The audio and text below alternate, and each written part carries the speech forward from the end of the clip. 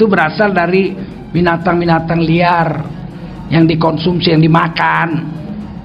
Dalam Islam, makanan hewan yang boleh dimakan hanya hewan-hewan yang memakan rumput, apalagi yang makan tainya sendiri. Seperti babi. Kalau orang pemakan daging biasanya lebih pemarah. Nah, orang barat aja mengakui bahwa makanan itu mempengaruhi jiwa. Nah, kalau babi yang memakan tainya sendiri, aduh, kalau ada teka-teki, tai apa paling bau? Itu jawabannya cuma satu, tai babi. Kenapa? Karena bisa 8 kali jadi tai. Jadi tai dimakan, jadi tai lagi dimakan, jadi apa nggak tengi bener itu. Terus binatang yang memakan tainya sendiri sampai 8 kali, kita sembelih si babi itu, kita makan, kira-kira pikiran kita nggak kayak tainya itu? Terjadi di Jakarta. COVID-19 ini sesuatu yang harus kita antisipasi secara serius. Maka ditolong Allah dengan berbagai macam tentera. Macam-macam tentera Allah datang. Ada pula tentera yang terakhir nih bernama angkat umroh 2 minggu yang akan datang terpaksa tidak jadi karena itu kebijakan Arab Saudi, ditutup Arab Saudi itu untuk wisata dan umroh. Ya kita harus taati itu karena itu untuk kebaikan. Jokowi itu sholatnya pencitraan. Itu bukan fitnah, datanya ada. Bacaannya salah. Oh ya sudah kalau gitu besok ngimami jangan sholat maghrib. Selain maghrib aja kalau gitu. Kok enggak ada saya, tak lempar kamera sekali. Jokowi itu pembohong. Ustadz-ustadz bermasalah ini masih diundang rutin, Tat. Masih diundang rutin di majelis-majelis, di masjid-masjid. Agama musuh besar Pancasila. Indonesia itu harus memisahkan antara agama dan negara. Agama dan negara kalau dicampur aduk, maka dua-duanya akan mundur. Kalau negara ingin maju harus dipisahkan dari agama. Tapi dia tidak mengerti siapa Tuhannya yang dia sembah.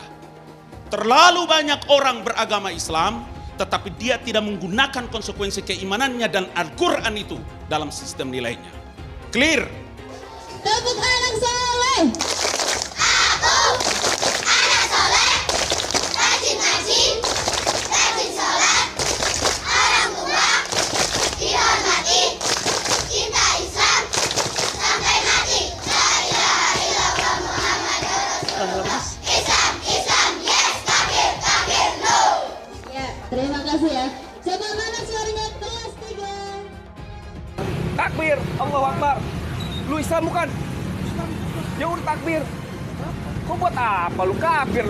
Barang siapa yang mengikuti orang-orang kafir di dalam hari raya mereka, menyerupai orang-orang kafir non-muslim dalam hari raya mereka, kepada seorang kafir walaupun kafir itu punya hubungan baik dengan kita, tapi mengucapkan selamat terhadap hari rayanya, maka di situ kata ulama-ulama terdahulu dilarang, tidak diperbolehkan masuk kategori maksiat, bahkan berhak untuk dihukum. Bersepeda ke Gunung Sahari, pilih mampir dulu ke Karanganyar. Atas nama Pemprov DKI kami ucapkan selamat merayakan Natal. Dengan ancaman-ancaman yang ada, termasuk kalau ada sweeping ataupun juga aksi tolak peribadatan dan lain-lain, konflik sara dan tawuran tadi dilaporkan oleh Bapak Kapolri. Dalam hal ini Polri akan mengambil tindakan tegas terhadap hal-hal yang seperti itu. Sehingga Presiden meminta kepada Polri pada dalam rangka menyambut Natal dan Tahun Baru ini aksi-aksi yang seperti itu tidak ada. Karena orang-orang kafir ini mulai berani. Padahal dia minoritas. Dia mulai. Kau pertama kafir. Kedua goblok. Kitab Bible Kristen itu bohong. Saya bukan mengatakan Bible Kristen fiksi. Bible Kristen itu palsu. karena di salib itu ada jin kafir. Karena di salib itu ada jin kafir. Karena di salib itu ada jin kafir. Haleluya. Ya, untuk mengalihkan perhatian kita dari para penista agama. Kamu anak Tuhan dari mana? Kalau Yesus anak Tuhan, bidangnya siapa? Kemudian na'udzubillah min dzalik. Anda pilih orang kafir, berarti Anda telah menyerahkan urusan umat Islam ke tangan orang kafir. Yang Allah tidak pernah izinkan itu, saudara. Sehingga seorang kafir ini Anda berikan jalan untuk ke depan mengerjai umat Islam. Saudara, merusak umat Islam, melanggar aturan syariat. Berarti saudara Anda sudah menyalahgunakan amanat kuasa yang Allah berikan kepada Anda, saudara, untuk menyulitkan umat Islam. Maka berarti orang tersebut masuk dalam sumpah Nabi. Fasbuk alaih, bikin susah dia punya hidup. Tapi Anda yakin FPI tidak akan bisa dibubarkan? Karena kalau Front Pembela Islam dibubarkan, besok dibikin lagi Front Persatuan Islam, FPI juga. Front Persaudaraan Islam, FPI. Tolong doakan saya sekeluarga yang sudah 1 tahun lebih berjuang untuk mencabut pencekalan saya di... Habib Rizik itu kan katanya prinsipnya hidup mulia atau mati syahid. Itu kan katanya Gaza lagi diserang sama Israel. Kok Habib Rizik nggak pergi jihad aja ke Gaza mumpung deket dari Saudi? Daripada curcol mewek-mewek terus di video. Mulia kagak, syahid juga kagak. Kami hormati, sebelum video ini dimulai, klik dulu tombol subscribe dan jangan lupa nyalakan loncengnya supaya kalian mendapatkan notifikasi setiap kali saya upload video. Tekan tombol subscribe itu gratis, tinggal diklik, saya tungguin. 3, 2, 1. Selamat, Anda sudah bergabung dengan channel ini dan terima kasih sudah support di channel ini. Thank you. Hai semua, dengan saya Jonas Leong. Terima kasih banyak buat kalian, penonton setia yang selalu menonton di channel ini. Saya secara personal sangat menghargai waktu kalian. Dan saya sudah menganggap kalian sebagai family karena kalian selalu support di channel ini. Bagi kalian yang selalu menuliskan opini kalian di kolom komen, saya baca komen kalian satu persatu. Saya baca komen kalian untuk mengetahui opini kalian, tanggapan kalian, dan masukan kalian sangat berguna untuk video selanjutnya. Terima kasih banyak buat kalian yang selalu menekan tombol like di awal video. Video seperti ini membutuhkan waktu dan juga research. Dan ini semua gratis untuk kalian. Jadi pastikan kalian menekan tombol like-nya supaya saya mengetahui kalian menyukai konten yang saya bagikan. Buat kalian yang ingin mencoba bermain saham, silahkan tekan link di kolom deskripsi. Thank you. Katanya sih asal dari binatang-binatang liar yang dikonsumsi, yang dimakan. Dalam Islam, makanan hewan yang boleh dimakan hanya hewan-hewan yang memakan rumput, yang disebut herbivore. Hewan yang makan daging mentah, karnivora, haram. Apalagi yang makan tainya sendiri seperti babi, omnivora, haram. Berarti makanan dan minuman mempengaruhi Nah kalau babi yang memakan tainya sendiri, aduh, kalau ada teka-teki tai apa paling bau, itu jawabannya cuma satu, tai babi. Kenapa? Karena bisa 8 kali jadi tai. Jadi tai dimakan, jadi tai lagi dimakan, jadi tai, apa nggak tengi bener itu. Terus binatang yang memakan tainya sendiri sampai 8 kali, kita sembelih si babi itu, kita makan, kira-kira pikiran kita nggak kayak tainya itu? Nggak. Pikir dengan akal yang waras. Bukankah makanan mempengaruhi jiwa? Betul. Kenapa orang Islam haram makan riba? Kan riba itu kan bentuknya duit, betul? Bukan najis, kan duit bentuknya riba itu, betul? Terus dibelikan roti, duit riba, kan duit. Nah rotinya dimakan, berpengaruh nggak dengan jiwa? Kata Quran seperti orang kesurupan setan, jalannya sempoyok. Nah, percaya nggak sama Quran? Saya percaya bahwa makanan itu pasti mempengaruhi jiwa orang yang memakannya. Uang makan riba aja bentuknya duit, dibeliin sate padang, lidah kambing. Nah coba, kan lidah kambing halal tuh, tapi duitnya duit riba, dimakan seperti orang kesurupan Quran yang bilang. Bagaimana makan babi yang makan tainya sendiri sampai 8 kali? Saya nggak peduli, mau tersinggung kau kenapa kau makan babi? Menurut kami babi karena mempengaruhi jiwa. Jiwa. Sekarang terbukti setelah jiwa rusak, ternyata fisik juga rusak, menimbulkan penyakit-penyakit aneh-aneh. Stoplah makan aneh-aneh itu. Allah menciptakan makanan yang halal, itu pasti harum. Semangka, melon, cempedak, sawo, salak, pisang, harum nggak? Harum. Berarti bagus. Jadi kalau mau makan itu yang namanya bagus juga, harum, makan, lezat, makan, begitu. Kalau udah bau jangan makan. Rokok bau apa harum? Bau. Jangan. Bau rokok kan nggak ada yang bilang harum rokok. Tembakau bau apa harum? Bau. Berarti jangan ini perempuan kadang-kadang disuntil itu. Aduh. Udahlah, kalau kita mau ngaji dengan hati nurani, saya tidak peduli Anda mau tersinggung, mau marah, nggak ada urusan sama saya. Kalau kita mau ngaji itu dengan akal dan hati nurani, insya Allah kita akan ditunjuki jalan oleh Allah Subhanahu Wa Taala. Jiwa kita segar, sehat, jasad kita juga sehat. Demikian saja. Mudah-mudahan ada manfaat. Saya bagus. Saya ini mau berangkat umroh 2 minggu yang akan datang, terpaksa tidak jadi karena itu kebijakan Arab Saudi, ditutup Arab Saudi itu untuk wisata dan umroh. Ya kita harus taati itu karena itu untuk kebaikan. Saya setuju lah. Itu pertama itu kebijakan dari pemerintah Arab Saudi. Kita menghargai, kita menghormati karena apapun yang namanya kesehatan itu memang dinomorsatukan oleh pemerintah Arab Saudi. Kita menghargai, sangat menghargai itu. Bapak sudah berkoordinasi dengan Menteri Agama terkait hal ini, Pak? Belum, saya baru mendapatkan informasi kemarin. Ya. Saya kira ini kan tidak hanya untuk Indonesia, untuk semua negara yang karena mereka ingin memproteksi, melindungi warga negaranya. Pertama, pemerintah Indonesia memahami keputusan pemerintah kerajaan Arab Saudi berkaitan dengan penghentian sementara. Jadi mau dilarang tadi ya, bukan pelarangan, penghentian ya.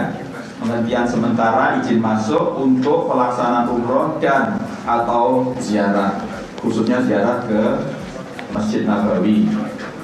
2, pemerintah Indonesia memahami bahwa keputusan tersebut diambil dengan pertimbangan kepentingan kesehatan umat yang lebih besar, terutama para jamaah umroh dan ziarah.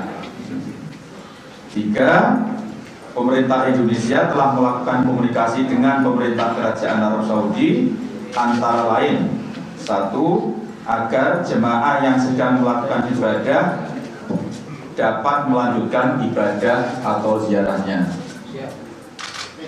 2, agar yang sudah terlanjur atau akan mendarat supaya diizinkan untuk melanjutkan ibadah atau ziarah. 4, setelah rapat ini, rapat koordinasi ini akan dilakukan rapat koordinasi lanjutan dengan tujuan semaksimal mungkin melindungi kepentingan calon jamaah ya, terutama yang berkaitan dengan biro perjalanan, maskapai penerbangan, akomodasi dan hotel maupun visa. Sekarang 4 poin itu yang bisa Majelis Ulama salah. Saya hanya mau mengatakan bahwa mereka tidak melakukan tabayyun. Inilah maka sebagai orang yang mengerti tentang agama, tapi dia tidak mengerti siapa Tuhannya yang dia sembah. Terlalu banyak orang beragama Islam, tetapi dia tidak menggunakan konsekuensi keimanannya dan Al-Quran itu dalam sistem nilainya. Clear? Apa yang saya mau katakan? Jelas, konkret, pemahaman agama yang sempit itu adalah musuh terbesar bagi Pancasila. 114 surat hanya diimani oleh orang-orang Islam. Dari kitab Kejadian sampai kitab Wahyu hanya diimani oleh orang-orang Nasrani. Orang Islam tidak percaya itu dan orang Nasrani tidak percaya Al-Quran. Mau cerita model apapun tidak ada yang percaya. Di mana lagi salahnya? Tidakkah kita terima lagi itu? Makanya jangan menghadapi satu masalah itu menggunakan nafsu. Bagaimana ada ulama menyebutkan kalau tidak bisa dibina, dibinasakan. Kemudian azan maghrib dia tidak datang ke masjid, dia tidak sembahyang. Sampai Isya, selesai Isya, tiba-tiba ada orang non-Islam lewat depan mereka. Dia bilang, tutup itu jalan, geser sedikit, ada orang kafir lewat. Dia lupa, maka dia jauh lebih kafir. Man taraka sholata muta'ammidan faqad kafara jiharan. Kau lebih kafir daripada orang yang kau tuduh kafir. Agama musuh besar Pancasila. Dalam kalimat tanya, maka jawabannya Pancasila itu tidak bermusuhan dengan agama. Agama bukan musuh besar Pancasila karena nilai-nilai Pancasila itu bersumber juga dari nilai-nilai keagamaan yang kemudian dikristalisasikan menjadi ideologi, sehingga nilai-nilai agama itu masuk di dalam Pancasila. Pancasila memberi peluang atau melindungi atau memberi proteksi terhadap penganut agama untuk melaksanakan ajaran agamanya masing-masing, yang selain diatur sebagai ideologi juga diatur sebagai dasar negara. Ideologi negara dan dasar negara dalam pengertian praktisnya itu berbeda. Satu. Nah, untuk itu maka kita lihat bagaimana hubungan antara negara dan agama yang sebenarnya merupakan cerita lama ini, merupakan perdebatan lama, kita buka kembali. Jadi begini, ini bisa dilacak dengan salah satu episode perkembangan sejarah kita di akhir tahun 30-an. Ketika Bung Karno mula-mula, Bung Karno itu mengusulkan negara Indonesia itu adalah negara sekuler total. Yang kemudian sesudah berdebat dicapai kompromi menjadi negara tidak sekuler, tapi juga tidak negara agama. Jadi pada akhir tahun 30-an itu, pada tahun 1938 melalui majalah Panji Islam, Bung Karno menulis artikel yang mengagetkan ketika Bung Karno itu menulis apa sebab Turki memisahkan agama dari negara.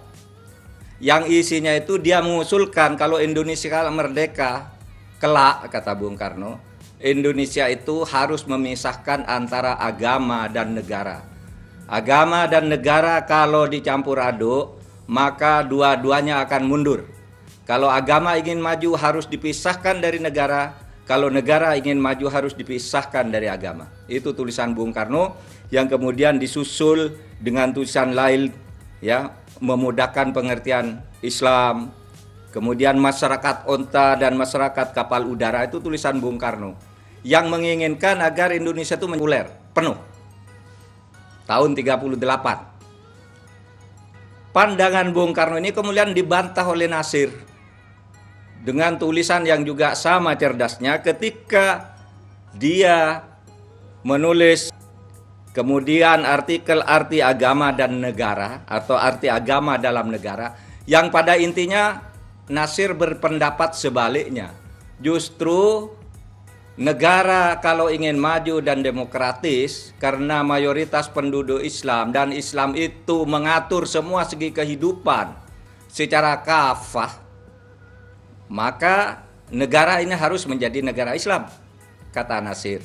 Pemikiran yang muncul dari polemik akhir tahun 30-an itu terus menjadi perdebatan sampai di tahun 45 ketika BPU PKI dibentuk. Terjadilah perdebatan di sidang-sidang BPU PKI pertama, terjadi panitia 9 seperti tadi diceritakan kisahnya oleh Mas Anhar Gonggong, yang kemudian melahir kesepakatan Indonesia ini bukan negara agama, tetapi juga Indonesia bukan negara sekuler. Kata Bung Karno, negara ini adalah negara apa? Kesepakatan, modus vivendi, bahwa negara ini ya bersumber dari nilai-nilai agama, pedoman-pedoman hidup dan ideologinya serta konstitusinya, tetapi juga tidak memberlakukan hukum agama. Agak rumit memahaminya begini. Negara yang seperti ini oleh disertasinya Tahir Asari disebut negara religious nation state. Religious nation state itu artinya negara kebangsaan yang berketuhanan. Negara diilhami, diinspirasi oleh nilai-nilai agama, tetapi tidak memberlakukan hukum agama tertentu. Tetapi negara melindungi penduduk dan rakyat yang ingin melaksanakan ajaran agamanya masing-masing. Itulah religious nation state. Jadi tidak mungkin Pancasila itu bermusuhan dengan agama. Pancasila dan agama itu kawan dekat, saling mengisi, saling bersumber. Gitu. Nah, di dalam teorinya Friedrich, ketika dia menulis In Prismatic Society, dia mengatakan, yang kemudian dikutip oleh disertasinya Nur Hasan Ismail ketika menulis tentang hukum agraria, itu dikatakan begini, negara Indonesia itu adalah negara prismatik, yaitu titik tengah antara dua konsep, suka atau tidak suka, itulah kalau mau pakai konsepsinya atau teori prismatik.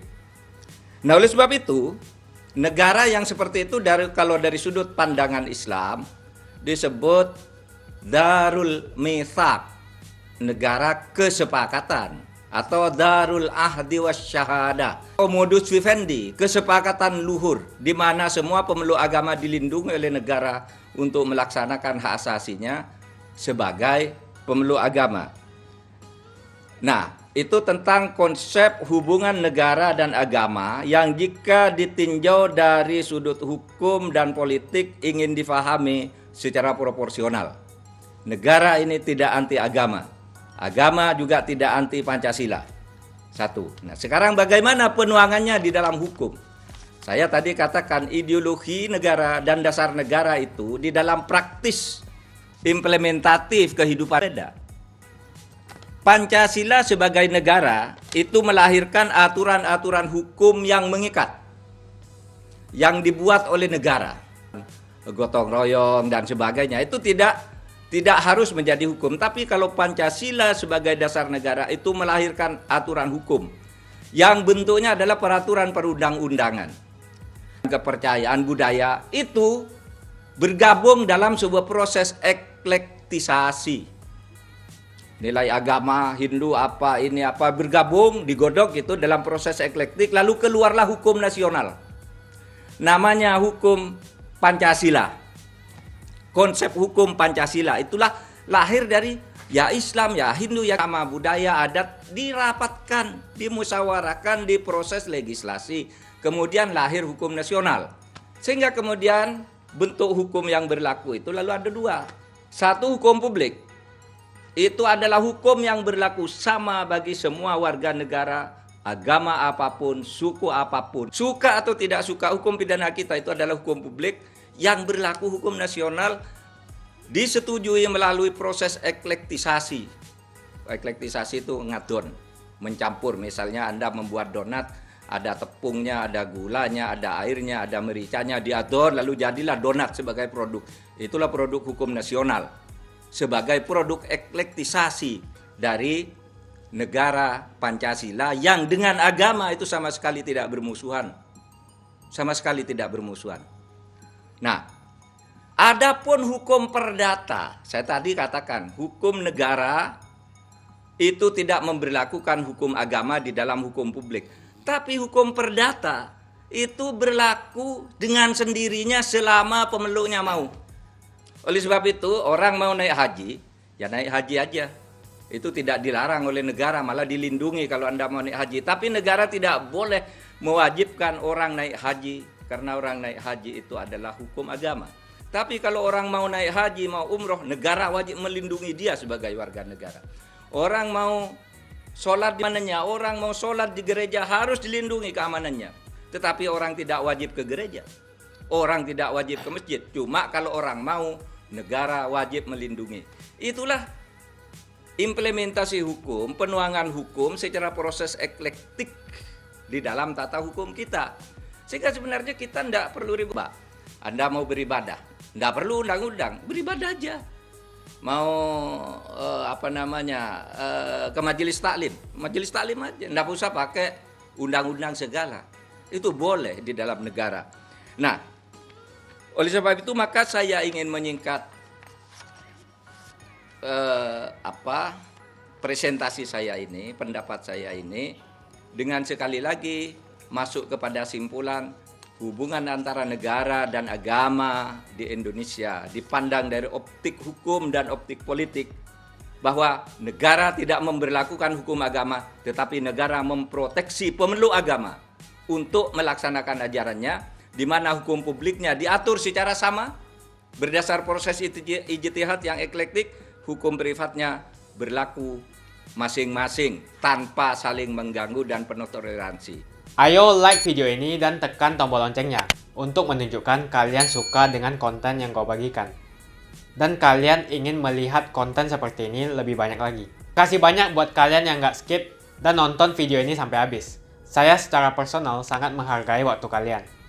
Makasih banyak buat kalian yang sudah tekan tombol subscribe, dan makasih banyak buat kalian yang sudah tekan tombol loncengnya. Jangan lupa bagikan informasi ini ke teman atau family Anda. Mungkin teman atau family Anda membutuhkan investasi ini. Oke guys, sekian dulu dari saya. Jangan lupa follow Instagram saya di @johannesleongofficial untuk kata-kata motivasi setiap harinya. Bagi kalian yang termotivasi nonton video ini, ayo like video ini dan subscribe di channel ini. Dan buat kalian yang sudah subscribe di channel ini, jangan lupa tekan tombol loncengnya supaya kalian mendapatkan notifikasi setiap kali saya upload video.